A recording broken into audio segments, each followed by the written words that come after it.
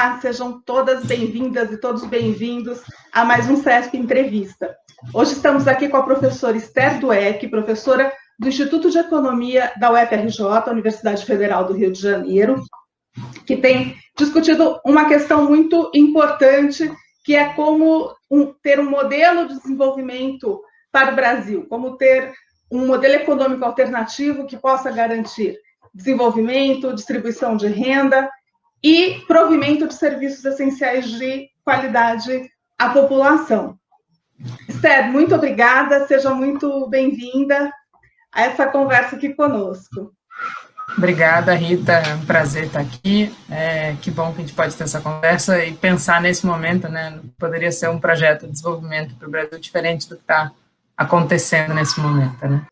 Entre todos os trabalhos que você vem fazendo, você é uma das organizadoras e uma das autoras de um livro que é essencial para esse momento, que é o Economia Pós-Pandemia, né, que discute o mito da austeridade fiscal e também apresenta aí ideias de um modelo para o Brasil no pós-pandemia. Dentro dessa discussão aí da austeridade fiscal, a gente está hoje com uma questão muito premente, que é a segunda rodada do auxílio emergencial, que veio depois de alguma demora e agora, num valor bem mais baixo, a imensa maioria da população que vai ser beneficiada receberá 4 parcelas de R$150, ou seja, não vai nem chegar perto do que tivemos no ano passado, que acabou tendo impacto positivo real na vida das pessoas. A alegação da equipe econômica para isso é que não podemos ter um rombo maior nas contas públicas. Como que é isso? Como é que fica essa necessidade de sobrevivência e esse discurso? Então, Rita, eu acho que, na verdade, ano passado, né, a gente teve um raro momento de consenso para os economistas, foi logo no início da pandemia, né, ali em março, meados de março, né, quando o Brasil começou a ter os primeiros casos e se percebeu que ia precisar ser feito alguma coisa para dar o direito ao isolamento social, né, porque eu acho que isso é uma coisa que as pessoas não percebem, que a maior parte da população brasileira não tem direito ao isolamento social, né, seja porque não tem uma casa que permite se isolar, mas principalmente pela questão da renda, que ela, se ela deixar de trabalhar, deixar de ir ao local de trabalho, ou que pode ser inclusive a rua, né, inclusive pessoas que pedem esmola, dependem do dinheiro, da interação social, mas também pessoas que prestam serviços, né, então, que a gente, para dar o direito ao isolamento social para grande parcela da população, que seria essencial para que toda a população estivesse protegida, precisava de uma maior flexibilidade fiscal. Isso, eu lembro que no início de março, meados de março, foi um consenso entre economistas de todas as áreas, assim, né? Eu, que sou sempre favorável a uma flexibilidade fiscal, fiquei surpresa de ter como pessoas, né, que concordavam naquele momento, e foi muito importante, assim, porque justamente se falou assim, a questão fiscal não é relevante nesse momento, e a gente só pode voltar a discuti-la quando a gente tiver alguma certeza de que a pandemia está resolvida. Né? Então, mas, infelizmente, essa visão, que é para mim a visão correta, ela foi, em algum momento, se perdeu. Né? Esse algum momento foi meados do ano passado, quando começou a ficar claro para a população brasileira que todo aquele argumento de que o Estado está quebrado, de que acabou o dinheiro, era falacioso, era mentiroso, na verdade. O dinheiro nunca acabou, né? Não tinha acabado antes, né? Acabou agora, né? Que o Estado brasileiro não está quebrado, o Estado brasileiro tem total condição de oferecer à população uma garantia de sustentação da vida, né, tanto por meio de aquisição de vacinas, que poderia ter feito de forma melhor, mas principalmente agora pela garantia de renda para que a população possa ficar em casa e se proteger. Então, no meio do ano passado, né, quando foi ficando claro de que o Estado brasileiro não estava quebrado, né, inclusive que o aumento da dívida que houve no Brasil ocorreu até mais acelerado em outros países, e, na verdade, foi um momento em que o mundo inteiro precisou fazer um esforço fiscal bastante forte e concentrado para enfrentar uma pandemia, né, mas o governo percebeu que ali teria uma oportunidade de criar uma certa chantagem. Né? O governo tinha mandado, no final de 2019, algumas medidas, né, na verdade, o governo não mandou tecnicamente, né, ele organizou, junto com o Senado, a apresentação de 3 emendas constitucionais, né, a PEC 186, 187 e 188, que eram medidas muito fortes de mudança na estrutura fiscal brasileira e muito na linha de tentar manter o teto de gastos, né, e principalmente de rediscutir completamente a Constituição brasileira, principalmente na garantia dos direitos sociais. E aí o governo começou a usar isso como barganha, né? Então, no meio do ano passado, começou aquele discurso de que a única coisa que faria o Brasil melhorar seriam as reformas, que era preciso voltar à agenda de reformas. E, infelizmente, os economistas mais liberais, que no início do ano estavam, né, defendendo que você não deveria pensar nas questões fiscais até a pandemia estar resolvida, também viram ali uma oportunidade de pressionar por reformas. E a gente, no ano passado, dizia, olha, a pandemia não vai acabar de 31 de dezembro de 2020, não tem porquê, todas as medidas estão sendo feitas, né, e as principais medidas na área econômica foi a flexibilização das regras fiscais, que permitiu pagar o auxílio, que permitiu fazer né, capitalizar os bancos para poder fazer os programas de auxílio ao crédito para micro e pequena empresa, né, que permitiu pagar o seguro-desemprego dos trabalhadores formais. Foi uma série né, que foi realmente um gasto vultuoso, que inclusive ajudou a economia brasileira a não ter uma queda tão grande. Tudo isso acabou dia 31 de dezembro de 2020, quando, infelizmente, a gente estava tendo o início da segunda onda, e que em janeiro ficou claro que era muito mais grave do que a primeira onda. Né? E aí o governo ficou até março, né, já 3 meses, usando a gravidade da pandemia como poder de barganha para aprovar no Congresso uma emenda constitucional para viabilizar, para supostamente viabilizar o auxílio, quando claramente não precisaria nada disso. Né? Bastava ele ter decretado a continuidade do estado de calamidade, todas as regras do ano passado continuariam valendo, ele poderia fazer por meio de crédito extraordinário, né, que é uma maneira de você mexer no orçamento para situações de calamidade, como está acontecendo, e ele conseguiria ter viabilizado o auxílio dia 1º de janeiro, continuar pagando auxílio para todo mundo que precisava, para que a gente, inclusive, não tivesse um agravamento maior da pandemia como ocorreu. Né? E isso era, assim, não tinha nada que justificasse não fazer isso, exceto o fato de utilizar isso como poder de barganha para tentar aprovar parte das coisas que estavam naquelas emendas constitucionais, que tinham sido enviadas em novembro de 2019, que não tinha absolutamente nada a ver com a pandemia, né? Onde nem se falava em pandemia nem na China, quanto mais aqui no Brasil. Então, assim, infelizmente foi isso, e aí o governo aprova, o que foi mais grave, ainda aprovou com um valor fixo, né, de 44 bilhões, né, que a gente sabe que, comparado ao ano passado, foram 300 bilhões para o auxílio emergencial, e sem nenhum outro gasto extra. A saúde, né, a área de saúde, ela voltou ao orçamento de 2019, 40 bilhões a menos do que foi o orçamento da saúde do ano passado, né, e a gente no auge da pandemia. As áreas de o seguro-desemprego, né, que foi algo também bastante relevante para os trabalhadores formais, não tem nada, nenhum recurso, o auxílio para as micro e pequenas empresas não tem nenhum recurso previsto, exclusivamente para o auxílio emergencial e com essa regra de um valor muito inferior, o que é grave pelo seguinte, ano passado, por que se estipulou os R$600 e não outro valor? Porque o Bolsa Família, ele é em torno de 200 e poucos reais. O Guedes queria ser exatamente um Bolsa Família.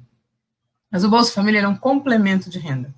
Ele é um complemento para que as pessoas possam ficar acima da linha da extrema pobreza, né? E aí, claro, tem um complemento por filho, tem uma série de regras, mas que dá, em média, em torno de R$200. Mas ele é um complemento de renda, ele não é a única fonte de renda. Os R$600 era para ser a única fonte de renda de 68 milhões de brasileiros, que foi o que aconteceu, o que permitiria que eles não trabalhassem. E permitiria que eles, de fato, tivessem o direito ao isolamento social e que ajudasse, inclusive, a reduzir o contágio, como aconteceu ano passado. Ano passado, o auxílio ajudou a reduzir o contágio e ajudou, principalmente pela injeção de recursos na economia, a evitar uma queda maior do PIB. Nada disso vai acontecer esse ano. Esses 44 bilhões não evitam uma queda maior do PIB e o valor de R$150 não permite que as pessoas fiquem em casa, efetivamente. Né? Vai ser, claro que para quem não tem nada, qualquer dinheiro é excelente, a pessoa pelo menos pode comprar algum alimento, pode evitar que ela morra de fome, mas não vai fazer com que ela possa ficar em casa, efetivamente, né? O que acaba sendo triste. Mas não existia nenhuma justificativa para isso, fiscal. No resto do mundo se manteve, a gente viu, tudo bem, Estados Unidos, as pessoas acham que os Estados Unidos são cada parte, mas a gente viu, o Biden aprovou 2 trilhões de dólares, e a Europa está fazendo a mesma coisa, inclusive países na América Latina que estão fazendo coisas semelhantes, às vezes com menos bala na agulha, porque o Brasil, 2 países de desenvolvimento, é o que mais tem capacidade de fazer coisas, né? Infelizmente, a gente não está fazendo. Esther, para ficar um pouco mais claro para quem não é economista, não fica acompanhando esse debate, é assim, por exemplo, você fala, o país não está quebrado, tem dinheiro, o dinheiro não acabou, não tem problema fazer crédito suplementar, e do outro lado tem essa história, veja o percentual da dívida em relação ao PIB, o Brasil vai explodir, etc. Tem que respeitar o teto de gastos. Por que não teria que respeitar o teto de gastos? Ele poderia ser revogado? E por que a gente pode gastar, apesar desses números que aparecem aí? Então, vamos lá. Primeira coisa, por que o Estado brasileiro não está quebrado, né? A gente viu que ano passado, na verdade, sim, desde sempre, né, mas já há anos isso, o Brasil tem um sistema de dívida pública que é muito sólido, né, e dívida pública em reais, né? O governo brasileiro, ao contrário do governo argentino, por exemplo, que se endividou em dólar, o governo brasileiro se endivida na moeda local. Ano passado, mesmo no auge da pandemia, com o governo gastando os 800 bilhões a mais do que estava previsto, o Tesouro não teve nenhum problema para a emissão de título, né? E, portanto, assim, o que a gente coloca é que um país que tem essa capacidade, ele pode sim fazer e deve fazer uma expansão do gasto em momentos como esse. Por quê? Porque o setor privado está parado, né? E o setor privado, inclusive, não só está parado, como ele deve ficar parado. Esse é o objetivo de você pagar um auxílio, é o setor privado parar. Né? E o governo é o único agente que tem a capacidade de emitir dívida, inclusive com a taxa de juros mais baixa de todas. Então, no auge da pandemia, o governo gastou 800 bilhões, a taxa de juros foi 2%, definida pelo Banco Central. Então, o governo definiu que a taxa de juros que cobrava para os títulos era de 2%. Mesmo os títulos mais longos, que têm uma taxa mais alta, não subiram de valor. Só no início eles subiram, depois eles voltaram e ficaram ali em torno de 5%, que é uma taxa extremamente baixa para padrões brasileiros, né, que no fundo, em termos reais, dá uma taxa de 1%, que é um valor muito baixo. Né? Então, a gente fala assim, o governo em geral, né, principalmente governos como o brasileiro, eles têm a capacidade de se endividar na sua própria moeda e determinar a taxa de juros que ele paga, algo que nenhum setor da economia é capaz de fazer. Nenhum empresário pode chegar no banco e falar, eu quero uma taxa de juros de 2%, você me empresta essa taxa? Não existe isso. Né? Ao contrário, no momento de crise, os bancos tendem a aumentar a taxa que cobram das empresas, enquanto para o governo baixou a taxa que o governo tem. Né? A segunda coisa importante é que a receita do governo, né, o que o governo vai arrecadar, depende do quanto ele gasta. Isso ficou claro no passado. Né? Por exemplo, os estados e municípios que no início do ano tinham uma previsão de queda de receita muito forte, porque a economia estava com uma previsão de queda de 11%, ao entrar o valor do auxílio e a economia girar, eles tiveram, em alguns estados, a receita foi maior do que né, estados e municípios. Por quê? Porque o governo conseguiu sustentar a renda naqueles estados e municípios. Inclusive, em alguns estados, o valor do auxílio foi superior à perda de salário e, portanto, na verdade, a economia quase não sentiu a perda de renda e a economia continuou girando. Ao contrário de uma empresa, de uma família, se ela gastar mais, o dinheiro ela não aumenta o salário dela, nem o lucro dela. O governo não. Se ele gastar mais, aumenta a arrecadação dele, porque ele evita uma queda maior da economia. Tem um estudo do pessoal da USP que mostra isso. Eles mostram como o auxílio emergencial ajudou ao PIB cair menos, inclusive fez com que a relação da dívida, que é o montante que o governo precisa se endividar, sobre o PIB, fosse menor do que se não tivesse o auxílio. Né? Então, isso é interessante. Apesar de ter aumentado a dívida, como a queda do PIB foi menor, a relação dívida sobre o PIB foi menor do que teria sido se simplesmente o governo não fizesse nada e deixasse a economia afundar. No início do ano, a expectativa de queda do PIB era de 11%, chegava a 11% se não tivesse nenhum tipo de medida. No final, a gente caiu 4%, que diante do cenário foi até bom comparado a outros países. A gente olha, tem um gráfico que eu gosto muito, feito por uma agência internacional, que mostra, comparando vários países, taxa de mortalidade com queda do PIB. O Brasil ficou na média em queda do PIB. A gente nem foi um país que caiu pouco, ou até não caiu, como é o caso da China, né? Mas também não fomos os países que caíram muito. E eles associam isso claramente aos auxílios e todas as medidas fiscais que foram feitas. Por outro lado, infelizmente, em termos de morte, a gente é um dos piores países do mundo, como a gente sabe, em termos de morte per capita, né? Em termos por milhão, né? Não em valores absolutos, somos claramente um dos piores países do mundo. Hoje em dia somos o pior, mas mesmo em termos relativos, a gente é um dos piores. E isso realmente foi por conta da ausência de outras medidas sanitárias relevantes para além daquelas de garantia de renda. A gente sabe muito bem que a falta de coordenação, uma série de coisas, fez com que a gente, mesmo tendo sistema único de saúde, mesmo tendo a capacidade de estar em qualquer canto, né, a gente não conseguiu enfrentar tão bem quanto isso poderia ter feito se houvesse maior coordenação. Mas na área econômica, a gente teve uma saída boa, foi graças à aprovação do Congresso, dos auxílios, né, e do governo ter depois topado e bancado e tentado, inclusive, capitalizar politicamente esse ganho, né. Então, assim, tem várias questões que mostram, e aí, quando você, por exemplo, é engraçado essa coisa, não, se o Brasil está com uma dívida PIB que vai explodir. Alguns anos atrás, falavam assim, se chegar a 40%, explode, não aconteceu nada. Chegar a 60%, explode. Aí é engraçado que mesmo autores que há um ano falavam que era 60%, depois da pandemia falaram, não, agora é 90%. E você chegou e não aconteceu absolutamente nada. O Tesouro continua emitindo título, a gente continua com uma taxa de juros mais baixa, o aumento agora recente foi porque a inflação foi superior ao que se esperava, mas que também é fruto um pouco da macroeconomia do ano passado, né? Enfim, acho que não é o tema de agora, mas enfim, mas esse aumento, a gente continua com a taxa de juros uma das mais baixas da história, né? A gente sabe que vai ter algum aumento de taxa de juros esse ano, mas vai continuar uma taxa de juros extremamente baixa para os padrões brasileiros, mesmo com a dívida lá em 90% do PIB. Então, assim, não há nada, do ponto de vista econômico, que justifica a não atuação nesse momento. E por tudo isso que você está explicando, segue, inclusive, razoável e até importante e até inescapável que o movimento sindical, por exemplo, mantenha a batalha para que esse auxílio emergencial seja ampliado e estendido enquanto for necessário. Isso é essencial, assim, a campanha pelos R$600 deveria ter sido feita, existe mesmo tendo aprovado de 44 bilhões, com uma série de regras, existe sim uma forma de ampliar, né? Não é difícil, mas depende do governo federal, claro, e principalmente basta o governo federal decretar um novo estado de calamidade. Né, e é impossível que com mais de 3 mil mortes diárias não se decrete um novo estado de calamidade. A gente não chegou, o patamar ano passado que ficou alto foi de 1.000, em torno de 1.000 e poucos mortes por dia. A gente está em 3 mil, é um dado, e com tendência de crescimento, assim, isso é uma situação de calamidade que precisa ser combatida. Então, para você ter mais recursos para a saúde, mais recursos para auxiliar as empresas que vão precisar fechar, mais recursos para o auxílio emergencial, é preciso urgentemente decretar o estado de calamidade. Mas, infelizmente, só o presidente da República tem poder de fazer isso. Ninguém mais no Brasil pode fazer isso. O Congresso não pode fazer isso de forma autônoma, nenhum outro poder pode fazer isso de forma autônoma, o Supremo não pode fazer isso, o Congresso não pode fazer isso. Então, depende, infelizmente, né, a gente está dependendo de uma decisão de um governo que não parece que está caminhando para isso. Hoje, tem uma notícia no Valor que a área econômica do governo começou a cogitar isso para poder ampliar o auxílio e poder fazer outras medidas.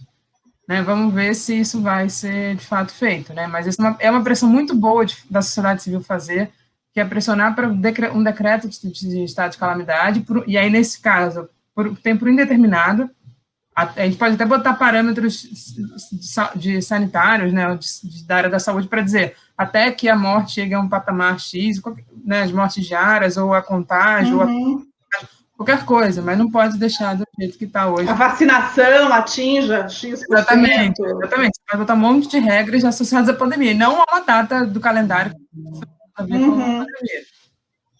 Tá certo.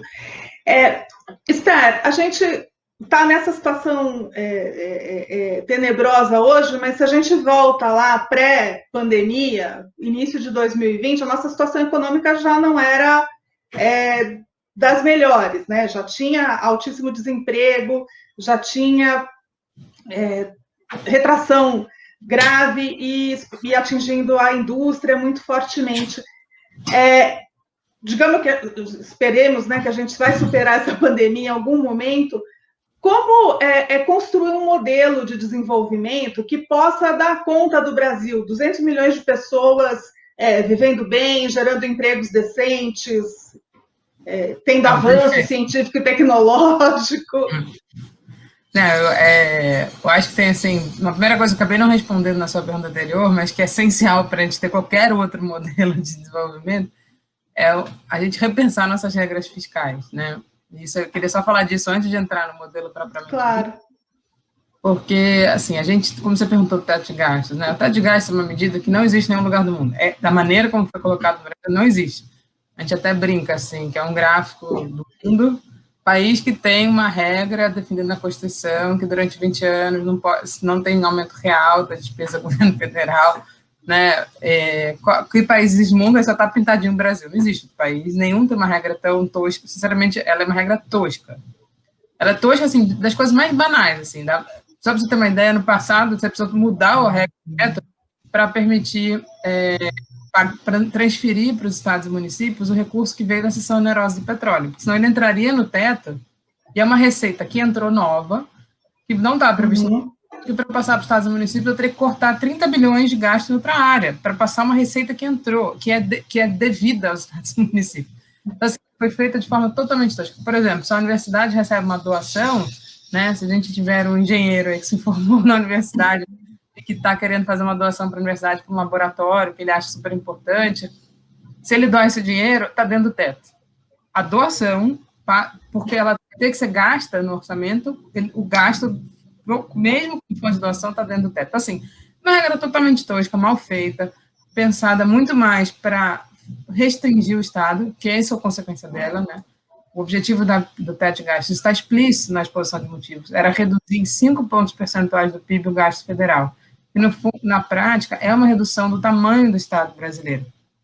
Né? Sendo que a gente tem no Brasil um sistema único de saúde, a gente tem um sistema geral de previdência, a gente tem um sistema geral de assistência, né, social, e a gente tem toda a área de infraestrutura que precisa ser feita, que não tem recursos mais para isso. Né? Assim, você tem uma série de coisas, o objetivo era uma redução que dá em torno de 25% do gasto público federal. Esse era o objetivo da emenda Constitucional 95. Era simplesmente uma redução do Estado, que não resolve nenhum problema para o qual ele se propôs, que supostamente seria a redução da dívida. Por quê? Como ele deixa a economia extremamente fragilizada, né? A gente viu, como você falou, na verdade, a gente teve uma crise em 2015 e 2016, o teto entrou em vigor em 2017, e nos 3 anos iniciais do teto, a gente cresceu, em média, em 1%, um pouquinho mais de 1%. Né? Sendo que foi decrescente. Em 2017 foi quando a gente cresceu mais, depois caiu um pouco, ou 17 ou 18, depois 19, caiu mais, e a tendência era continuar crescendo muito pouco. Por quê? Porque você tirou um estímulo da economia, que é justamente a capacidade do governo de ativar a economia. Né, por meio dos investimentos, por meio de transferências de renda, por meio de uma redução da desigualdade. Isso foi totalmente retirado pelo teto, que é, na verdade, uma tentativa de destruir a Constituição, nessa âmbito da Constituição, de garantias dos direitos sociais. Não é à toa que uma das coisas que estava prevista nessa PEC recente, né, agora, que foi aprovada agora, felizmente não passou, era uma mudança no artigo 6º da Constituição dos direitos sociais, subordinando os direitos sociais a um equilíbrio fiscal intertemporal, uma coisa que nem existe direito, uma definição clara desse conceito, né? Então, esse era o grande objetivo, e aí o teto inviabiliza qualquer outra tentativa de montar, né, uma estratégia de desenvolvimento. Não é à toa que a gente vê o que está acontecendo na área da saúde, o governo não teve nenhuma capacidade de organizar o setor produtivo para atender as demandas da área da saúde. Né? A gente teve, ano passado, uma série de problemas de coordenação produtiva, né, que faltou, porque o governo está destruindo seus instrumentos, né, e está acabando com uma série de coisas. Então, a primeira coisa, de fato, é uma mudança relevante nas regras fiscais, que pressupõe revogação do teto, né, e no livro tem um capítulo só sobre isso, porque é imprescindível revogar o teto, né, quem quiser olhar lá com mais detalhes. Também tem um capítulo inicial que fala bastante desses mitos da austeridade, né, então, que eu expliquei um pouquinho na resposta anterior, mas quem quiser olhar, é um livro, você viu, né, são capítulos bem curtos e indo direto ao ponto. Mas aí, a gente, no final do livro, justamente, a gente faz uma proposta de algumas medidas centrais para repensar um projeto de desenvolvimento para o Brasil. Né, e ela passa por uma série de questões, né, e aí uma delas, que é uma coisa que a gente discute antes, mas que, como eu falei, é essencial, é uma mudança nas regras fiscais brasileiras para que o Estado possa voltar a atuar. Né, eu fiz recentemente um trabalho para a área da saúde, justamente sobre compras públicas, né, que a gente sabe que para a área, enfim, na verdade, compras públicas ela é relevante em diversas áreas, na área da saúde é só uma delas. Como no mundo, os governos usam a área da saúde, a área de compras, né, seja compras diretas, seja contratação de obras, né, de infraestrutura, para o desenvolvimento produtivo e tecnológico. Né, e isso é totalmente viabilizado pelo teto de gastos, né, porque o governo ele vai reduzindo cada vez mais a sua atuação e viabilizando isso. Mas aí a gente fala no livro o seguinte, primeiro uma revisão das regras, mas depois repensar qual seria o objetivo do desenvolvimento, né? E a gente fala assim, o grande objetivo do desenvolvimento num país como o Brasil tem que ser a redução das desigualdades, né? E, claro, não pode ser redução das desigualdades para baixo, né? Que é um pouco o que está acontecendo agora, todo mundo fica pobre. Né? Aí você faz desigualdade de uma maneira, obviamente, que não atende ao que seria o objetivo do desenvolvimento. Claramente é subir quem está embaixo, né? E sem prejuízos de cima, claro, mas é subir mais quem está embaixo, porque a gente tem pessoas que vivem no Brasil em situações de miséria absoluta, né, de uma carência de tudo. Né, e aí, por isso, a gente fala que, mas só que a redução da desigualdade, por si só, ela é um grande instrumento de desenvolvimento. Né, e a gente discute bastante isso. porque ela é um instrumento de desenvolvimento pelo seguinte, porque toda a carência das demandas sociais, habitação, saúde, educação, transporte público, tudo isso são questões que mexem com o setor produtivo, né? A gente pode fazer uma relação, e aí, assim, é justamente você colocar as demandas sociais como um grande motor, que a gente chama, né, que é uma expressão que a Mariana Mazzucato, uma economista italiana, mas que né, ela é professora na Inglaterra, ela fala muito sobre as missões, né? Ela fala assim, você teve a missão de botar o homem na Lua e isso fez com que o desenvolvimento tecnológico nos Estados Unidos é absurdo, mas a gente pode ter uma missão que é a missão da redução das desigualdades sociais por meio da provisão de uma série de bens públicos, né, de serviços públicos para a população, que tem necessariamente um encadeamento com o setor produtivo, com o setor industrial. E a gente pode usar isso como o Estado induzindo a uma produção, um desenvolvimento tecnológico e produtivo no Brasil e fazer isso como um grande motor de desenvolvimento. E a própria redistribuição de renda gera demanda, como a gente viu isso em outros momentos na economia brasileira, né, de você ter também um fator puramente mercado, que é você redistribuir renda, gerando renda para a população poder atuar. Isso vai gerar mais demanda para as empresas, que vai gerar mais investimentos, você cria um círculo virtuoso, né? E a gente fala que isso tem que além desse grande objetivo, ele tem que ser complementado por algumas coisas centrais, né? E aí tem um capítulo no livro justamente sobre a hora do verde, né? Claro que a gente não tem mais como pensar num projeto de desenvolvimento que não seja pensando na questão ambiental e de sustentabilidade, né? Você não tem mais como pensar num projeto que seja com destruição da Amazônia, com o esgotamento dos nossos recursos naturais, né? Você tem que pensar isso. E a própria tecnologia verde, ela é um corredor de desenvolvimento tecnológico produtivo também. E a outra coisa é que passa dentro da área pública, da área fiscal, por uma grande reforma tributária também, né? A gente parar de ter uma situação no Brasil em que a gente, de fato, consegue transferir renda pelo gasto público, né? E tem estudos, e a gente mostra isso no livro, tem vários estudos que mostram isso. Então, a maneira como o Estado gasta, seja por meio das transferências, né, de previdência ou assistência social, seja pela provisão de serviços públicos, como saúde e educação, ele transfere renda para a população. Só que na arrecadação, ela é extremamente concentradora, né? O peso da carga tributária é muito mais forte sobre os mais pobres, porque 50% do que a gente arrecada publicamente é imposto sobre bens e serviços. E aí você imagina, um bem custa R$100, né? Você vai ter ali, sei lá, 30% de imposto. Se eu ganho 1.000, é R$30 sobre 1.000. Se eu ganho 1 milhão, é R$30 sobre 1 milhão. Não pesa nada, né? Então, acaba no Brasil que quem paga proporcionalmente mais impostos são os mais pobres, né? Então, a gente tem um capítulo interessante sobre as mudanças do sistema tributário que tem que ocorrer. E uma outra coisa relevante também, que se soma, que tem um capítulo também no livro, é justamente o que seria esse estado de bem-estar social do século XXI, né? Que a gente sabe que vai ser um século com uma demanda pelo trabalho muito diferenciada, né? Que a gente vai ter, claro, uma demanda por um trabalho super qualificado, mas cada vez menos espaço para um trabalho pouco qualificado, que vai ser substituído cada vez mais por máquinas. Então, isso vai ter que repensar a maneira como o Estado ele garante às pessoas a sua sobrevivência, né? Então, você tem que repensar um estado de bem-estar social para essa sociedade que vai ter. Aí, sim, os próprios serviços públicos, eles são demandantes de mão de obra qualificada, né? Então, a gente precisa capacitar as pessoas para atuarem nisso, nos setores de ponta, que vão ser super necessários, mas também garantir que ninguém fique de fora, né? Que todo mundo tenha uma capacidade de inserção, seja por meio, inclusive, de transferências públicas para aquelas pessoas que não conseguirem se inserir no mercado de trabalho da melhor forma possível.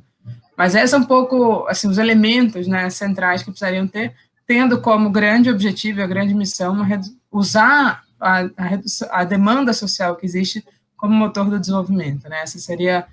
E aí, acho que a área da saúde acabou se tornando, né, um caso emblemático, né? Se a gente parar para pensar, Brasil, Rússia, China e Índia, só o Brasil não tem a sua vacina, né? Isso porque, na verdade, a gente já estava perdendo na área de química e na área farmacêutica a capacidade, inclusive, da produção de insumos, né? A gente sabe disso. O Brasil não tem... A gente saberia fazer uma vacina, só que está faltando coisas básicas aqui, né? A gente, para a produção de ventiladores, a gente tinha indústria mecânica aqui com capacidade de produzir ventiladores, não teve capacidade de organização, né? Então, assim, aí fora os equipamentos né, mais tecnológicos da área da saúde que poderiam estar sendo produzidos aqui, porque o mundo vai se tornar cada vez mais fechado, né, que a gente está vendo.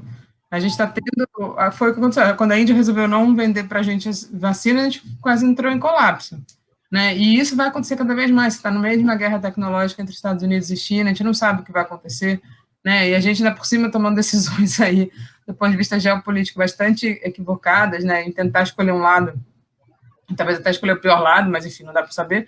Mas se a gente não tiver autonomia na produção das coisas, a gente vai deixar um sistema que é central, como é o sistema de saúde, totalmente, como até o Carlos Gadelha, né, que é da Fiocruz, ele fala, com pé de barro, sem capacidade de sustentar, mesmo tendo a demanda pública, tendo um sistema de serviço muito bem montado, mas sem a indústria por trás para dar base, né? E é isso que a gente vai fazer, é encadeamento entre a indústria e essas demandas sociais, que seria um grande motor de desenvolvimento com mudança radical, né, da estrutura social brasileira. Certo. Nesse aspecto que você mencionou das compras públicas, uma questão que foi desmontada também, que daí tem relação com um setor super importante para a gente, era o conteúdo nacional no setor de petróleo e gás. Agora, de modo geral, me parece que assim, não tem como ter um projeto de desenvolvimento que pare em pé no Brasil se não houver recuperação da indústria, porque a indústria brasileira encolheu de maneira absolutamente precoce. Qual seria uma política industrial viável e eficaz no Brasil, que vá para além dessas coisas aí de subsídio fiscal, como se viu por vários anos, que acabou não se transformando em benefícios, né, para o interesse público? Não, então, acho que essa questão do conteúdo local, acho que ela é chave, assim, né? Isso foi também foi outro processo deliberado de desmontar, né? Porque, na verdade, a gente está vivendo no Brasil, né, um processo de desmontar os instrumentos de desenvolvimento. E um deles, sem dúvida nenhuma, é o conteúdo local, seja diretamente, como era o caso do setor de petróleo e gás, seja indiretamente via o BNDES, que era o Banco de Desenvolvimento Brasileiro, que a indústria brasileira sabe o quanto ela sobrevive graças ao BNDES, no seguinte sentido, principalmente a indústria de bem de capital.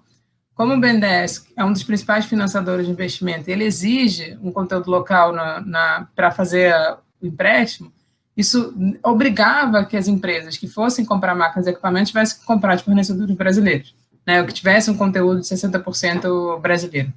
Né, e isso é central, assim, eu já conversei com o pessoal da área de equipamentos para a área agrícola, que o financiamento da área agrícola é quase 85% público, né, e muito pelo BNDES para a parte de máquinas e equipamentos, eles falam, a gente sobrevive por conta dessa lógica, que é, se o Estado vai te dar um crédito subsidiado, ele vai exigir que você demande da empresa nacional.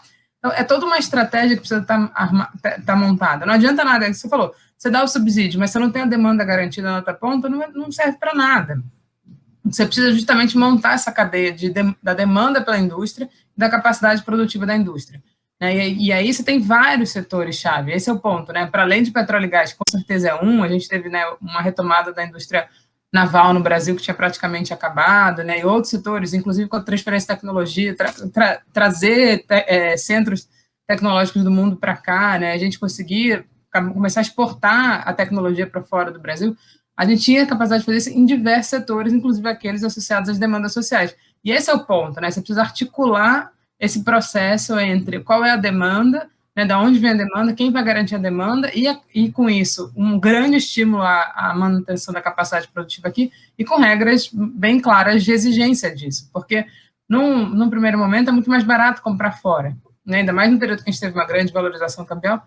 Agora, se você não estimula a indústria aqui, ela começa a perder capacidade e no final ela não vai ter, mesmo numa situação como agora, que o câmbio se desvalorizou e está caríssimo comprar lá fora, as pessoas estão tentando remontar os seus fornecedores aqui e eles sumiram, eles quebraram, né, por uma falta de uma estratégia coordenada da indústria, né, não do setor industrial, mas para o setor industrial. E é isso que falta, realmente, né, é um projeto de desenvolvimento que coloque a indústria como um elo central para o projeto. A indústria, por si só, ela não deve ser o objetivo final, mas ela é um meio central, como você falou, né, sem a indústria a gente não vai ter um projeto de desenvolvimento autônomo capaz de fato, permitir que a gente seja, de alguma forma, não é totalmente autossuficiente, ninguém está dizendo que o Brasil vai produzir tudo, né, mas que a gente tem uma certa autonomia no nosso processo de desenvolvimento, não dependa do que aconteça nos outros países, que é o que está acontecendo agora, aconteceu na pandemia, está acontecendo muito claramente agora na pandemia, por toda a nossa dependência da importação dos setores industriais. Né? E aí, se o país de lá resolve, por algum motivo, fechar para a gente fica completamente sem capacidade de resposta. Né? Então, eu acho que isso é central, e aí, assim, as políticas específicas vão ser muito diferenciadas para cada situação. Né? Claro que envolve crédito, né, um crédito para investimento, envolve regras objetivas de conteúdo local, né? Você tem uma combinação de instrumentos para permitir isso, mas o que falta realmente é um planejamento, né? É pensar, assim, se pega a China, né?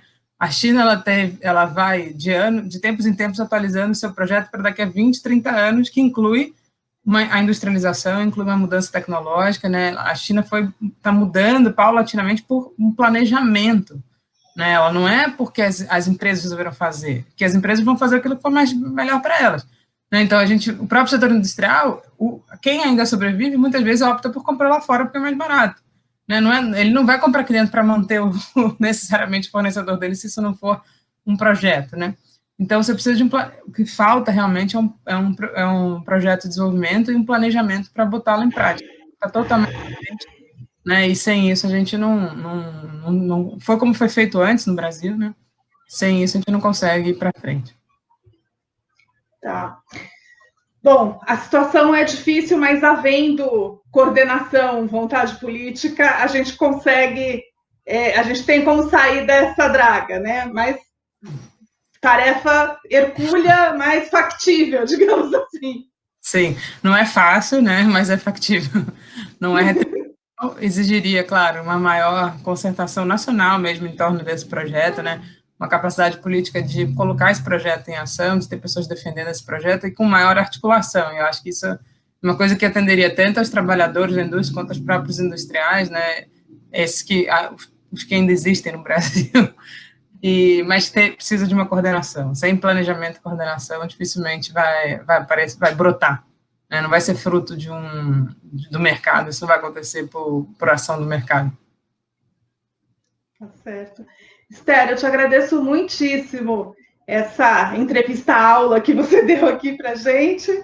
Muito obrigada, tá bom? Obrigada, Rita.